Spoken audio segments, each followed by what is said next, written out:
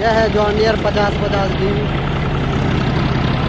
इसमें new super monkey 2008 का model लगा हुआ है, देख रहे हैं आप लोग।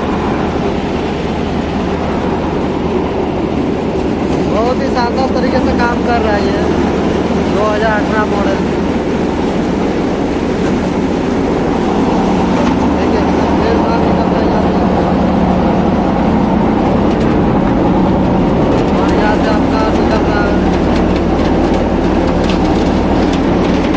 और इधर आपका गाड़ी लगा हुआ है, लेकिन पूरा ढक गया है कूड़े में।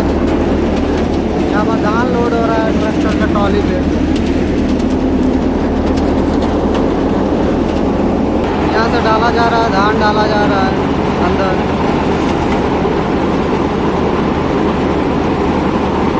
Old model 2008।